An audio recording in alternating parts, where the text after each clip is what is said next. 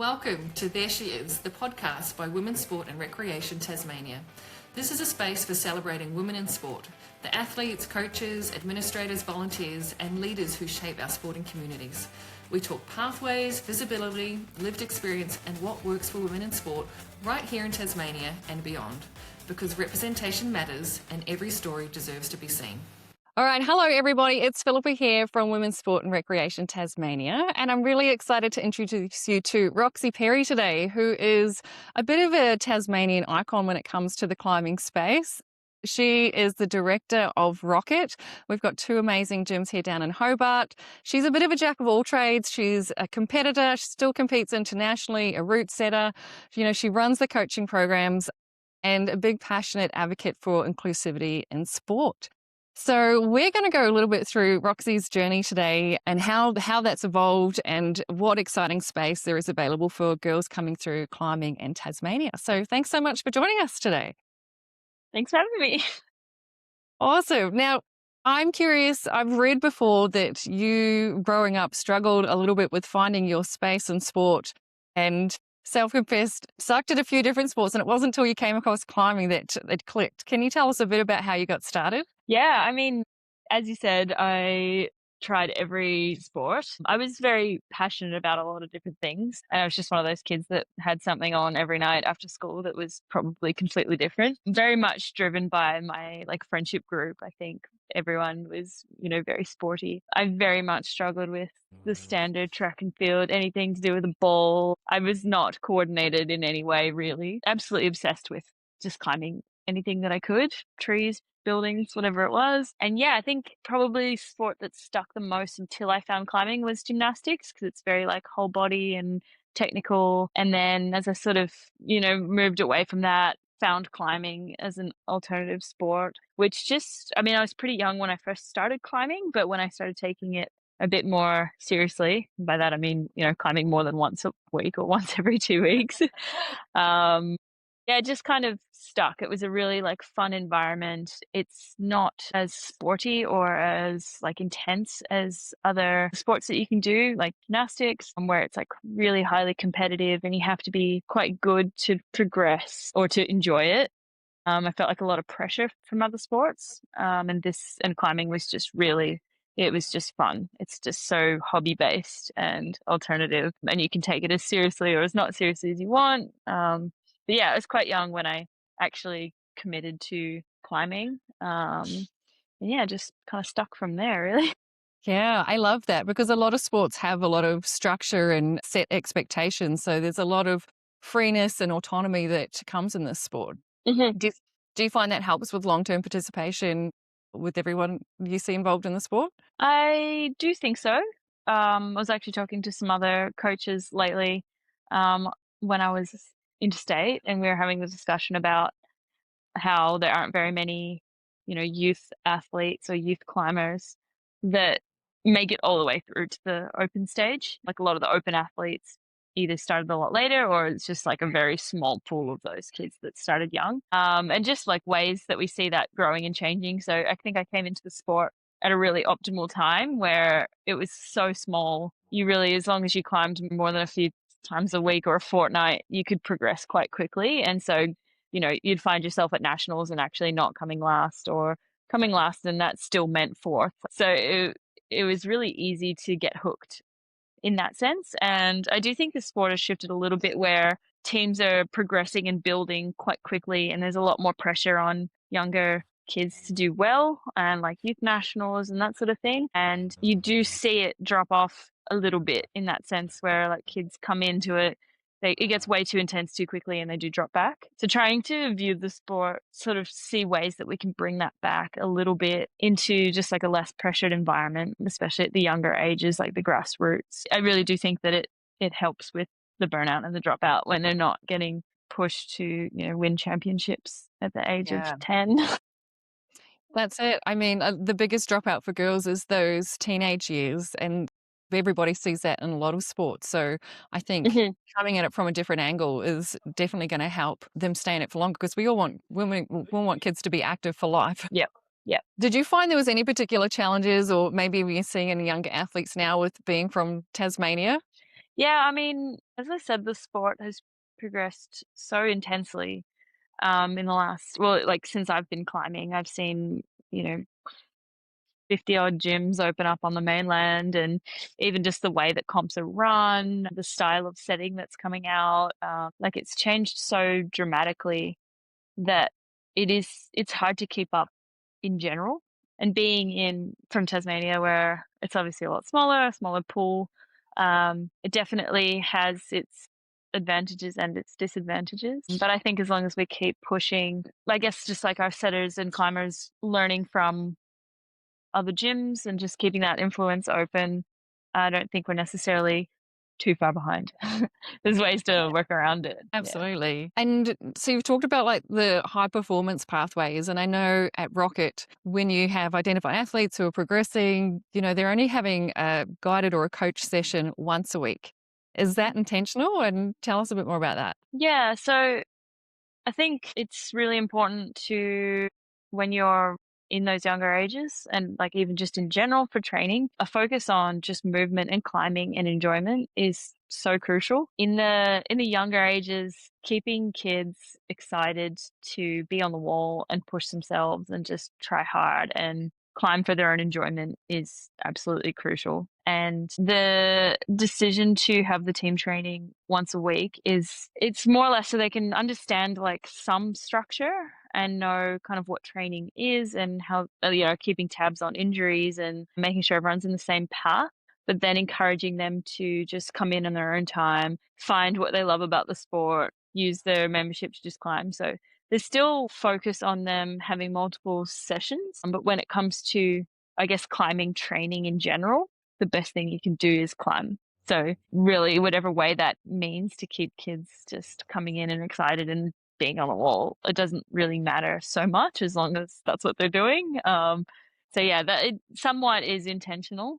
And then once we start picking for like more elite teams, like there'll be a bit more programming and encouragement to do further training outside of the sessions. But yeah, really like training is climbing. So it's I love it. And I think one of the great things about climbing is that people can really set their own pace. And so I've seen examples of, lesser skilled climbers climbing right next to someone, professional like you, but different levels can enjoy the sport in the same space at the same time. yeah, it is one of the peak things about the sport. Yeah. Oh, that's awesome. Um, and so for someone like you who has such a diverse role, the route setting, the managing of the gym, managing the coaching, competing yourself, how do you find balance and keep that passion alive since everything is so rock climbing focused? Yeah. I mean, it's hard with where I'm at the moment. It has been for the last, 5 or so years. So I wouldn't necessarily say I have found the balance. But no, it does work out. I think for me, having so many avenues keeps it interesting. I think if I was only doing one of those elements or one or two of them, there's a good chance I wouldn't have stayed in the sport for so long. I mean, yeah, there's definitely like always a bit of a battle with like, okay, if we're doing less of this or more of this, it means less of this. And there's definitely a bit of toing and froing. Like last year was quite competition heavy. So it just meant I wasn't around for the coaching as much. And, you do feel bad about it, but we also have other amazing coaches that step in and really enjoy it. And it's great to see them get to take on those roles and progress. And yeah, I think it's just a constant reminder that I don't need to do everything. And we have, yeah, it's just like great team, great backing, and it's such a social environment. Like everyone's just always keen to do stuff and psyched about climbing. So yeah, I guess essentially I've just sort of fallen into the roles that I really enjoy, and it's just shaped the way that I view the sport and get to be involved. And it is really a privilege to be able to do that. Yeah, nice. And do you have like a bit of a creative outlet too? Like, is that your artwork we see around the gym? Yeah, yeah, yep. And I always say, like, I think because, I used to do quite a lot of painting and art and was getting really into it for a while and almost took that as my career path. And, I think about like, oh, I don't have as much time to do that these days, but I do run most of the media through the gym. And even if that just means sitting down and like drawing out a poster or coming up with the next post, or, a bit of video footage or something like that.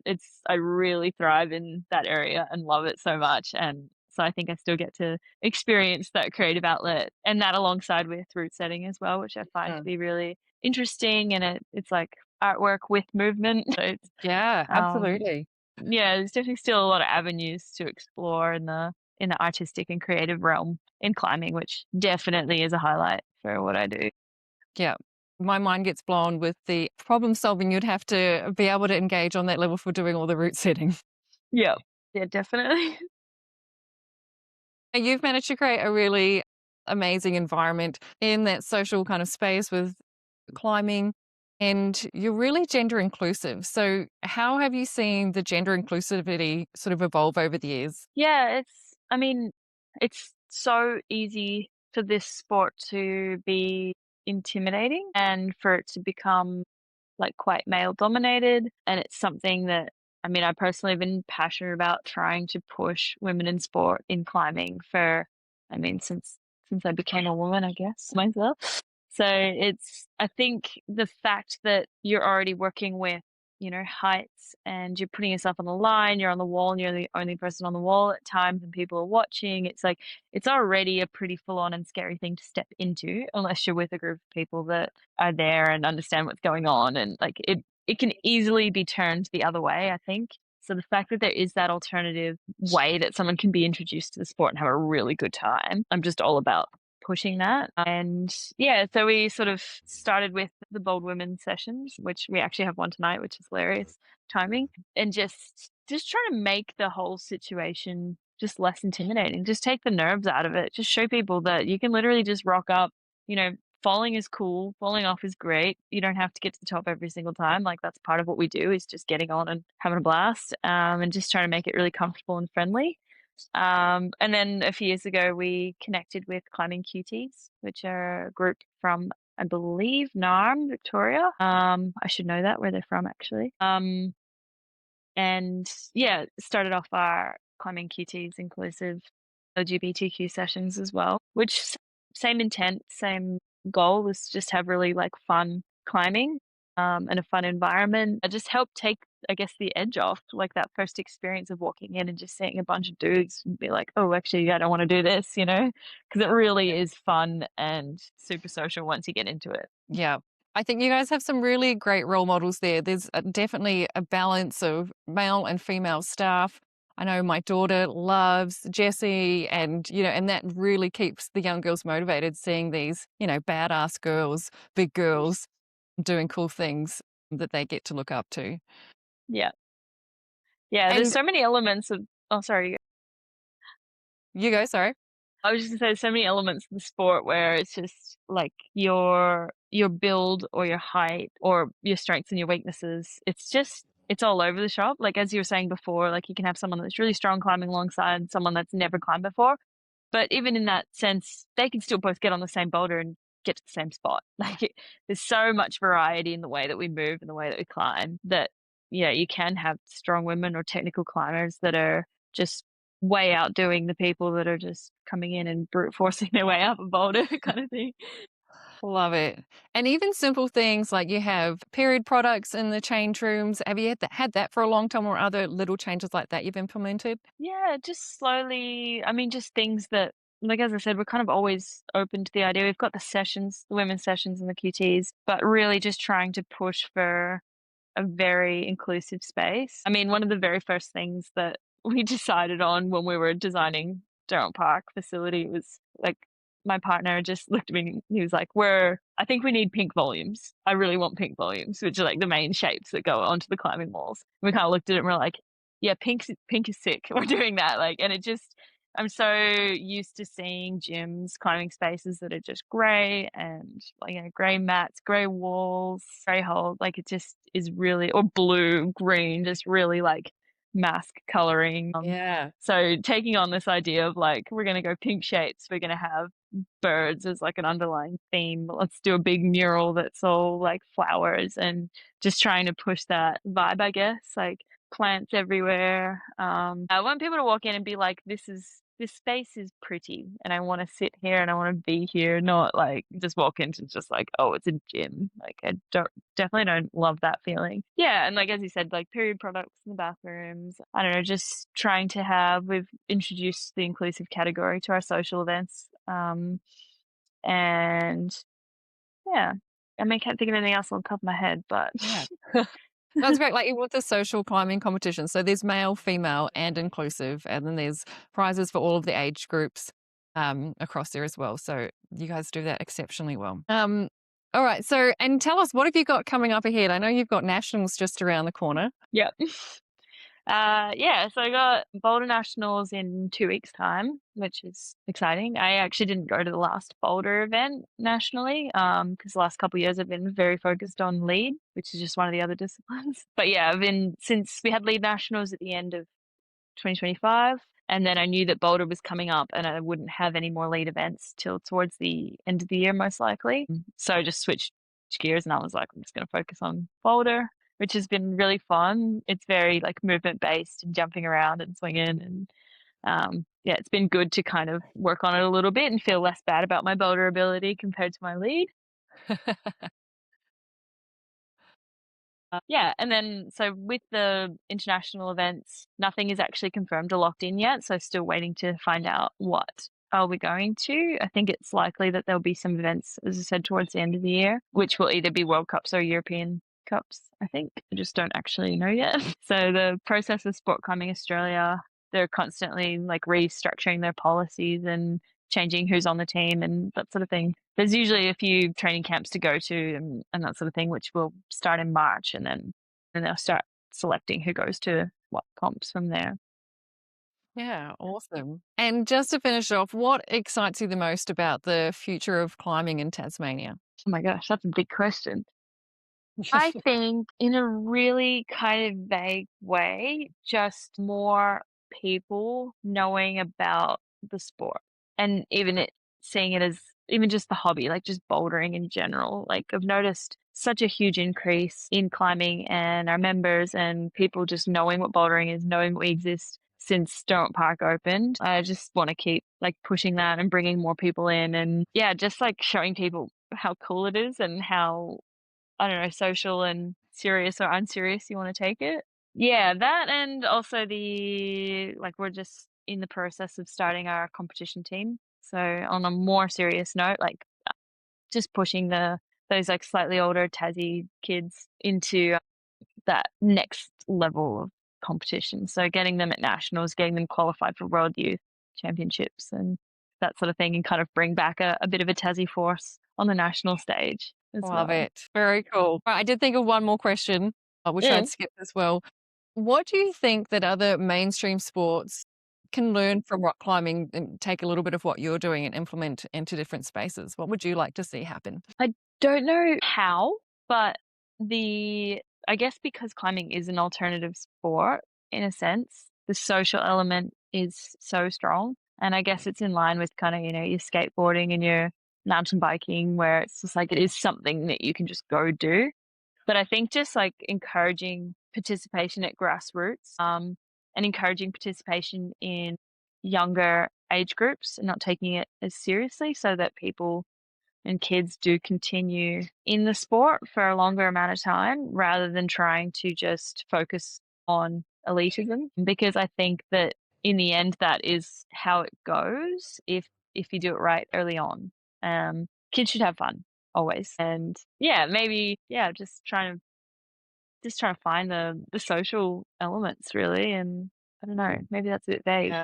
It's No, easy to I do think that, because yeah. anyone can come in and have a go at climbing pretty easily off the bat. The early progression rate is really fast, so it makes it very easy to fall in love with. Yeah, I love that. And I've spoken with some other sports recently who see that gap too. We have a lot of organized sports for adults, but we don't include that social option for kids. Mhm. It's very pathways focused. And so that's obviously contributes to a bit of dropout too. So if they can take a bit of that social component and start to include it elsewhere, I think it I would was make a huge talking to a difference. friend about this the other day because she's like a runner and a rider, swimmer. She does everything, and she's very good at it all. And I'd always wondered, like when we were at school, she was really, really good, and she was in a group of kids that were really good, and I just like couldn't run, couldn't. Yeah, and I was sort of saying like, I wonder if there was. I just always felt like when I entered a race or a carnival or something, it was just like you had to win. And the ones that won, it was like, you're the best, you're going to this next comp. The ones that didn't, it was like, well, you suck at sport. Is kind of, the vibe that I got from it. And I do wonder if there was a way that it was like, how about if you're not into this, you enter this like social carnival and you just try and we actually don't do medals, or I don't know, it's team events only, or yeah, I don't know, just continue that into your sort of high school years where there's ways to do sport with zero pressure, zero outcome. If I would have actually not grown up hating running and hating swimming, and yeah, all the stuff that I Yeah. couldn't do well. Yeah. Yeah, I love that. Great. Thank you so much for sharing today. If you want to learn more about Roxy, you can head over to her Instagram page. What's the Facebook, Instagram pages for Rockit? Instagram, and so it's Rockit Climbing, and then _ either Hobart or Durham Park are the two facilities. Perfect. There you go. Go check them out. Give climbing a go. And there's so many great things that I think we can learn from this sport that transfers well into other sports as well. If this episode resonated with you, if you believe in visibility, representation and strong pathways for women in sport, we invite you to join us. Women's Sport and Recreation Tasmania is a growing community of state sporting bodies, clubs, women and allies working together to make sport more inclusive, connected and supportive across our state. By becoming a WSRT member, you're helping amplify women's voices, stories and leadership, both on the field and behind the scenes. Head to wsrt.org.au/membership to learn more about becoming a member, because when we can see women in sport, we can be them.